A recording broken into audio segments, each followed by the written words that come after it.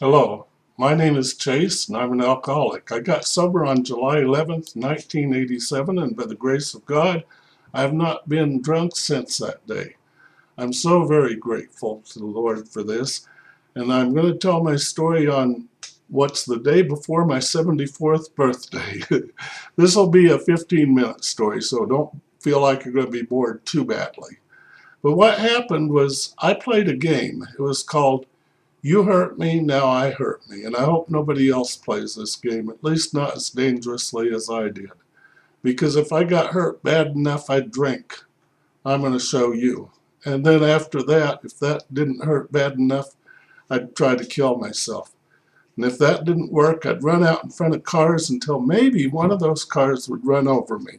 And then curse at them when they'd miss hitting me. God, what a horrible being! Not only was I endangering my life, but I was endangering everybody else around me, anybody who was in a car. And one night, when I was playing that horrible game, a motorcyclist came running up to me after he laid his motorcycle down. He said, "You blankety blank blank, you could have killed me." And I said, "I don't want to kill you, I want to kill me."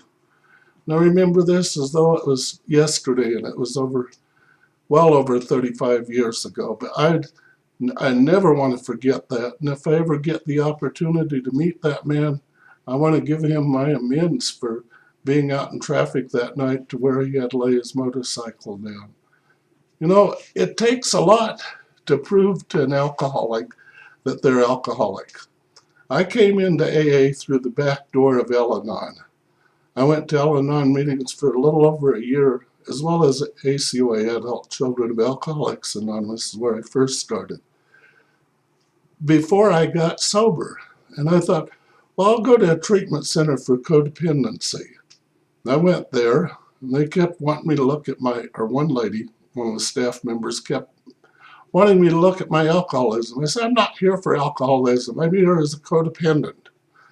And at 9 years into that treatment center, in my own handwriting, I saw some of the dangerous things I did when I was drinking. Oh my God, I'm one of them. It's like I'm one of the alcoholics. How could I be in such denial? And even as I came into AA after coming out of the treatment center, I wasn't sure if I really was alcoholic. I knew I had alcoholic behavior in the past, but at times I'd control my drinking. A couple of years later, I found out that non-alcoholics don't need to control their drinking, so it was a big red flag that I didn't even see. But I had a wonderful sponsor. He said, "Introduce yourself this way. My name is Chase, and I have a desire to stop drinking. Do that for 30 days or X number of days, I forget how many it was. And then I want you to shut up and listen." Wow, did I ever learn a lesson from that? I did it, but one day I shared at a meeting, and I thought, well, I'm going to tell this wonderful sponsor how honest I am. I shared at a meeting. He said, "You know what? You need to find another sponsor, someone who you'll follow suggestions from." Probably the greatest lesson I learned in AA was from that sponsor. Since then, I've had several sponsors, either because they moved away or something conflicted with us continuing to be in sponsorship. I was at two of my different sponsors' weddings. One is a groomsman and one is a best man. My current sponsor, Skip, he's been wonderful. I really treasure him because he invited me to his wedding as his best man. Even though they're divorced now, I still love him and his wife, former wife, Lisa, to the max. Okay, on with the story. After I got out of treatment, I thought, well, okay, now I can change my life. Boy, has it ever changed. No longer have I been to the point of reaching suicide's door, and I've been able to touch other lives as they've reached that door. I tell them, you know, suicide is a temporary solution. No, let me back up. Suicide is a permanent solution to a temporary problem. That's touched a few lives. Wow, it's wonderful when somebody tells you something you said saved my life. There was one lovely lady. Oh, I just love her dearly. Donna, she's given me permission to tell this part of her our story. But she was coming in and out like a revolving door. One day I went up to Donna. I was only a few years sober, I think. Anyway, I went up to her and I said, Donna, you know we tell the newcomer to keep coming back. But I'm going to give you one word, and one word only. And that word is stay. You know what? From that day forward, Donna stayed. She never got drunk again. I haven't seen her in over a year, but the last time I saw her, she was still sober and doing great with double-digit sobriety. And oh, I tell you, there's nothing greater than knowing that God used you as a vessel to help turn somebody's life around. I don't want to take credit for that, but it's just too great of a gift not to share, because maybe somebody else needs to stay. Plus, it reinforces what I need to do. I need to stay. Every day when I get up, I ask God, I say, God, please keep me clean and sober today. And that's worked for 33 consecutive years, every single day. And that at night, since it works, I say, God, thank you for keeping me clean and sober today. That works too. In the process of telling people that I love them, I'm going to refer to page 20 at the very top of the page. Our very lives as ex-problem drinkers depend upon our constant thought of others and how we may help meet their needs. Wow, that constant thought of others? No, I fail miserably at it. But that's my goal today and most days of my life, because I don't want to be that self-centered, suicidal maniac I was before I came into AA. So, having said that, there was a man many years ago at a meeting who used to say, if nobody told you they love you today, each and every one of you, I want you to know I love you. Oh, that hit me like a ton of bricks. I just loved it.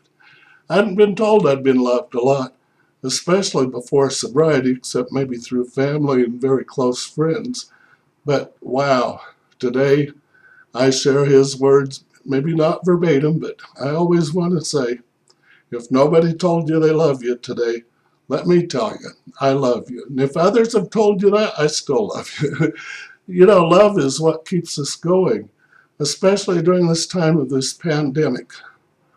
You know, so many of us are isolated, all alone in our homes or with our families locked inside.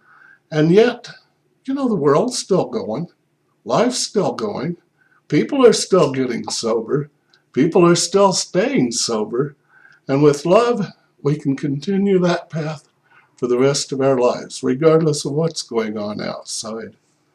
I want to share something that my sponsor told me. He said, focus on something that you see in your 4 steps. I've done quite a few of those.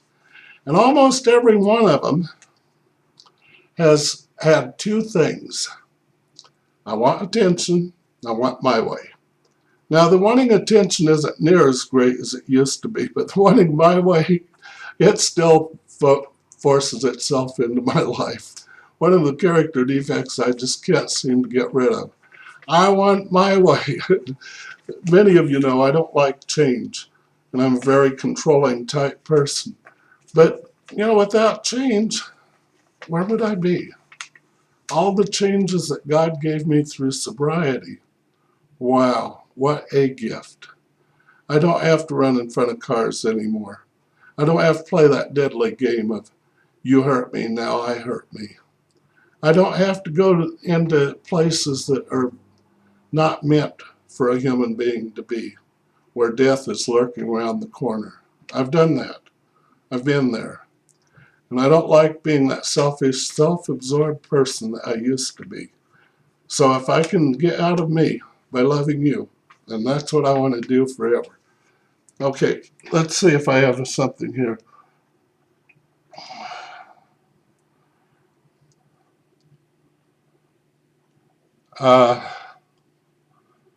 I think I've covered it all. Okay. So if nobody told you I love you today, guess who does? Me. I love you. Now tomorrow is my 74th birthday, and it's a day I'm really looking forward to, because I'm going to be self-publishing my 3rd ebook. However, this one is a fiction novel. It's called Cry for You, Cry for Me, Cry for Them. And when I publish it, it's going to be 46 years after the date of my starting that book.